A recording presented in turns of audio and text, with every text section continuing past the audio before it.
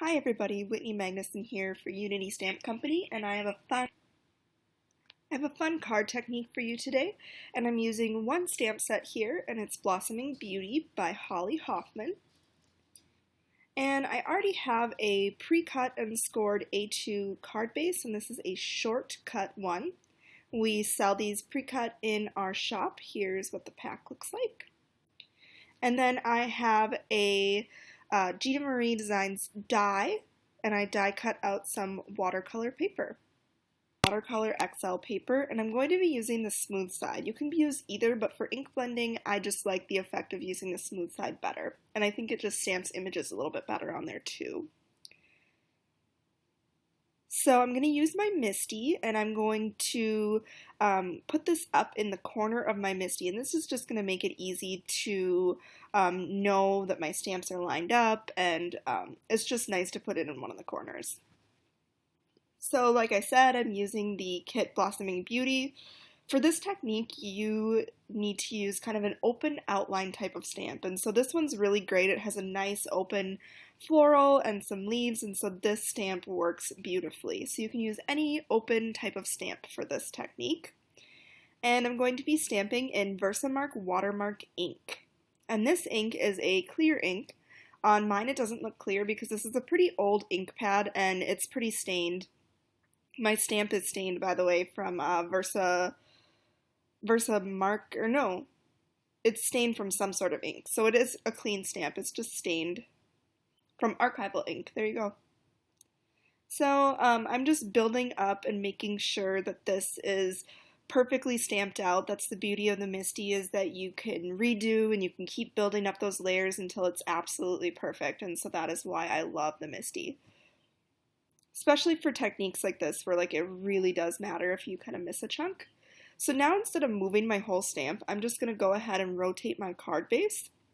And so I'm going to put that stamped flower up in the corner, and then in the blank corner, I can just go ahead and stamp my other image here, and it perfectly stamps. So I love that technique. Instead of moving the stamp around, you can just easily move your card base, and it's all lined up, good to go. So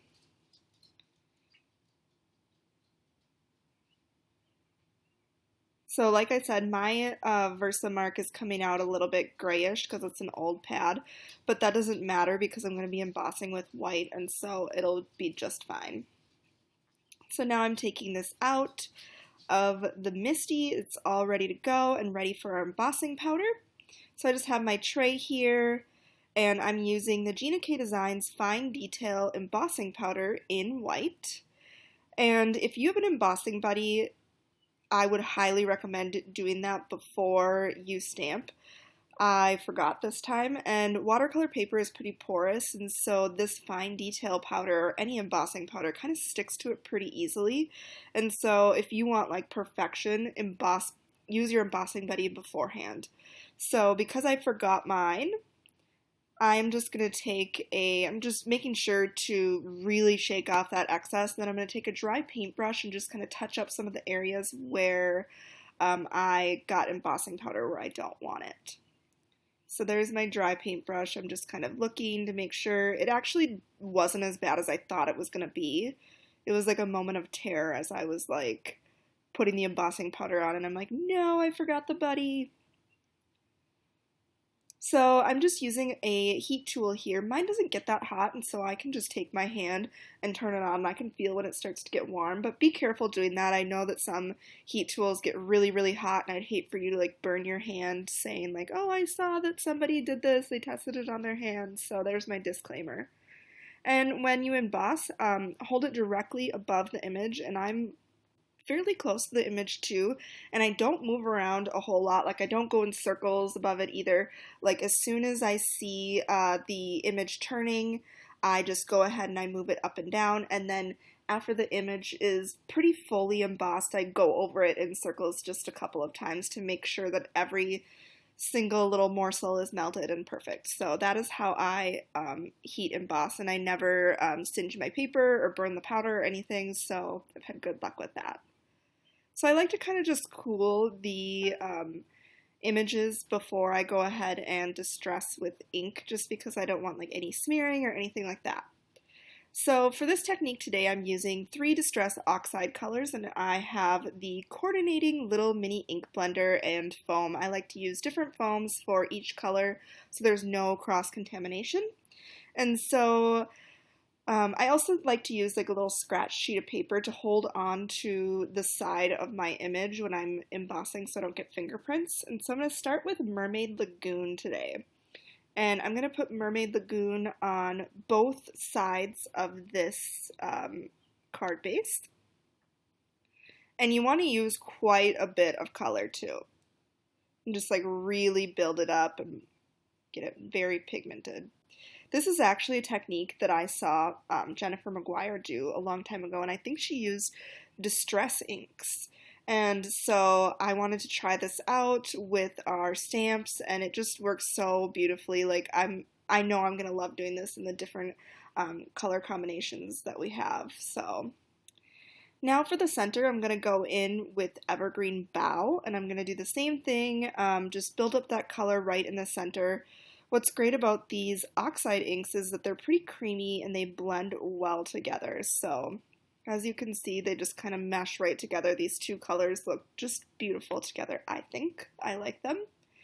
And like I said, we want to use a lot of ink for this technique, so I'm going back in and I am adding some more color. And this also kind of blends that that center color with it too. When you kind of go over the edge of it, so I'm kind of overlapping that Mermaid Lagoon right on top of the Evergreen Bough color, just for seamless blending. I could like ink blend all day. It's so relaxing to me. Great stress reliever. So now here's Evergreen Bough again. I'm just going to go over the center with it one more time. Make sure I'm happy with the amount of color I have. And now I am going to go around the edges and a little bit in the center with Cracked Pistachio. I love this color. It's similar to Evergreen Bough, but it's just a little bit like brighter. And I just thought it added a little bit of something, putting it around the stitched edges there.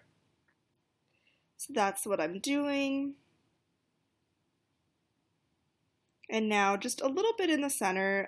It is pretty much, the same color, but I don't know, I just put a little bit in there.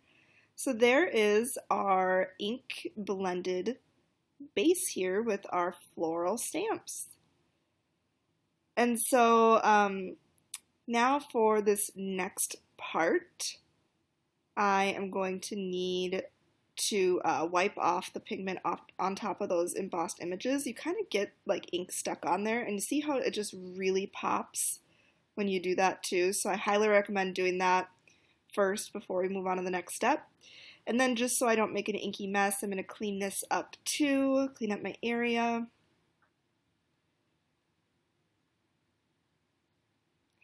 And now for the fun part. As many of you might know, Distress Oxides react with water. They kind of get a chalky white look when you, put water on top of the ink. And so I'm doing kind of a reverse coloring technique. So I'm just taking water and I'm generously applying it right to my stamped image. And I'm going to use quite a bit of water too. And you're going to need a paper towel handy because it just kind of works well to paint the water on and then blot it off with that paper towel. So you will see what I mean here. Going ahead and applying that water, and so that's why it was important to kind of remove the pigment off the top of those stamped images too, so it has a chance to really sink into the stuff that we blended on the paper. So I'm just being careful to kind of stay within that outline. I don't want the water kind of getting everywhere across the card base here. So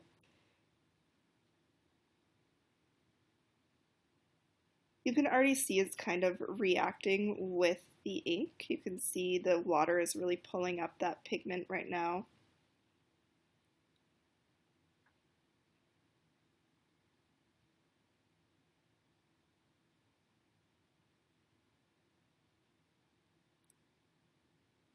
All right.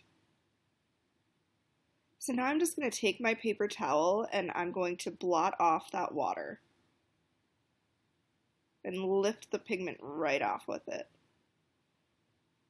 Ta-da! So you see there is like a white chalky look. There's a difference between the two florals. So now I'm going to go ahead and do the same thing to the second floral on my paper here.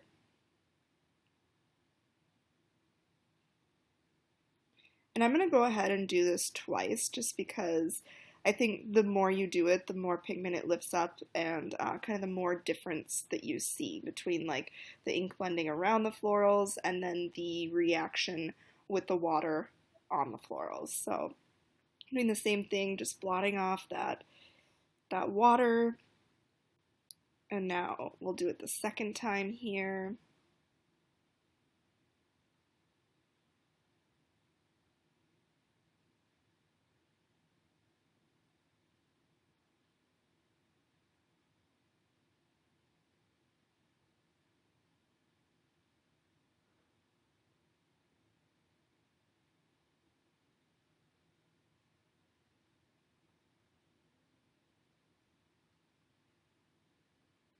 All right, perfect. So I'm going to do the same thing and blot the excess water off.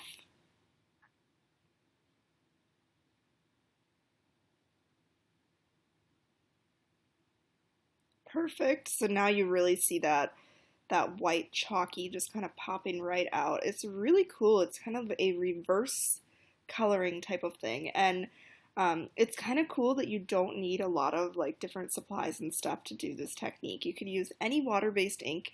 You're not going to get the chalky look unless you use a Distress Oxide, but this definitely would work with water-based inks. It just wouldn't be as like startling. So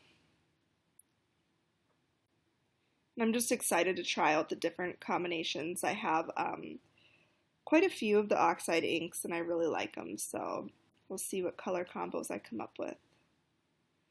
So now here's what it looks like after we are painting with the water. I really loved this effect, but I really wanted to add more, and so I really love ink splatters and just adding splatters to my creations, and so I have these pearlescent watercolors, and there's the brand of them. They're really inexpensive, so I'm just going to take and use those two colors up in the corner and spray some water on them. This is how I use mine. I don't ever really watercolor with them. I usually just use them to apply splatters to cards. And so cross-contamination and stuff in there doesn't really matter to me since I'm not like perfectly using them to watercolor. So I'm just going to take a paintbrush, the same paintbrush that I used the whole time, and just kind of get that pigment on that brush and just do some splattering in each of those colors.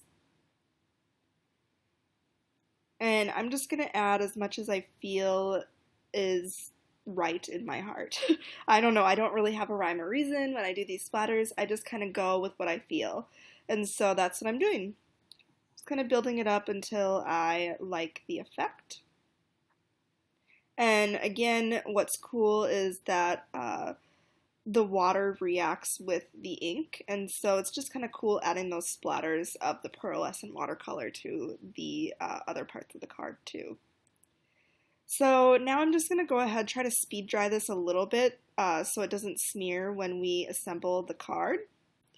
And so I'm just using my heat tool, and I'm being real careful not to like burn the stamped images or anything like that, or my mat.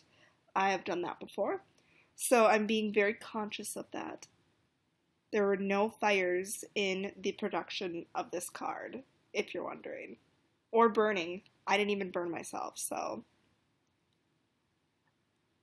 it doesn't need to be completely dry just because I'm going to set it aside as I work on the sentiment part of it.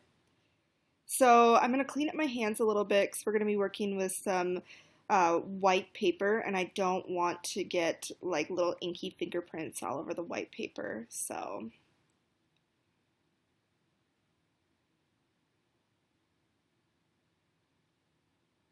all right, just cleaning up my area too, just, you know, to make sure I don't get fingerprints all over.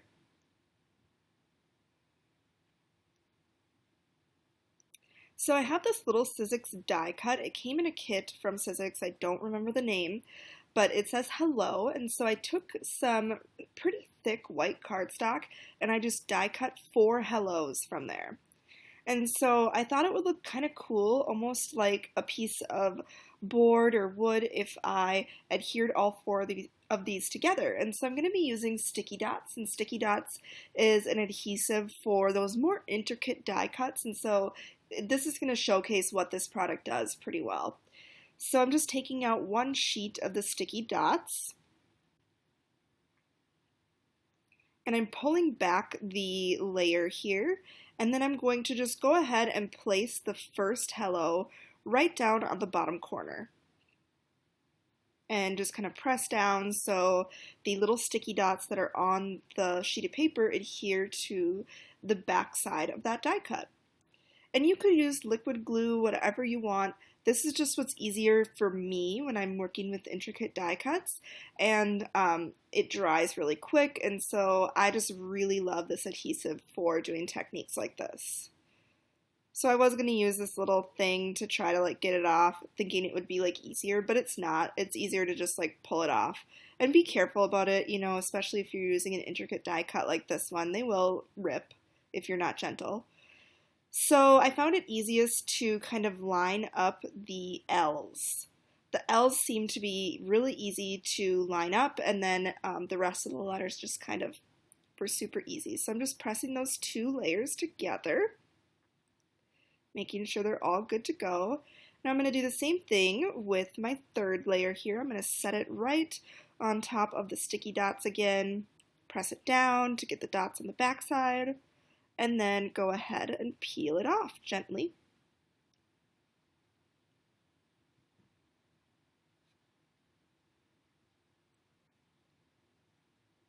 Alright, and so I'm going to do the same thing, just line up the L's and layer this on top.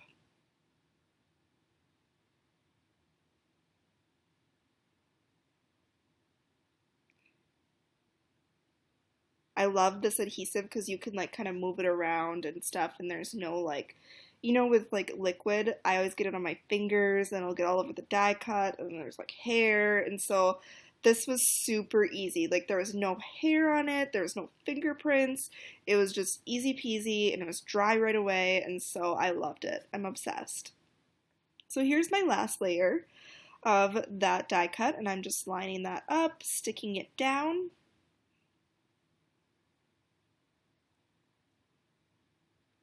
And now I'm just going to take that stick tool and kind of go through the little loops and stuff of the letters to make sure that there's no like sticky lines or anything like that, just because, I don't know, I'm just going to do that.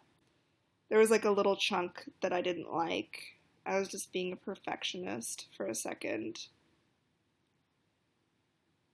Sometimes like the littlest things like really bug me, and I have to fix it before I move on, so don't mind me as I obsess right now.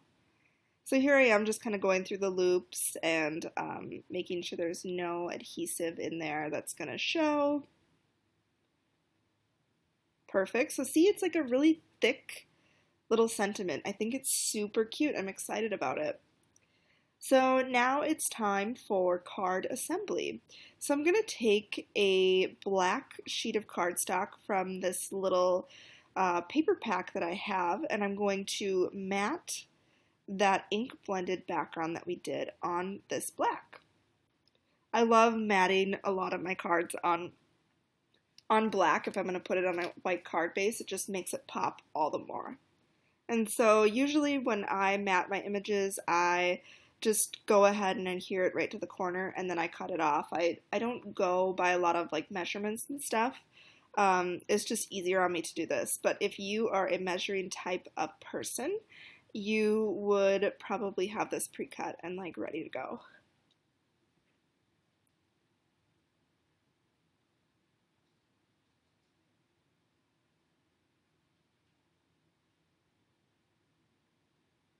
Perfect. Now I'm just going to take a paper cutter and cut off that excess.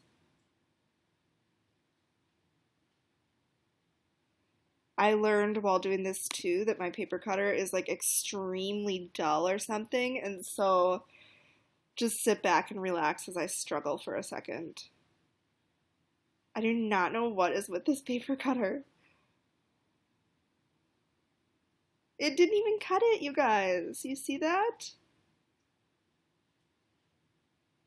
Yeah, so now I'm like, what do I do? Am I going to be able to like cut it in the same spot again? But yeah, I figure it out. And finally I just give up. I'm like, whatever, paper cutter. So I'm just going to cut off this last little edge. And then we're good to go with that. Oh yeah, and this completely didn't work, so I'm like, I'm going to try a different paper cutter.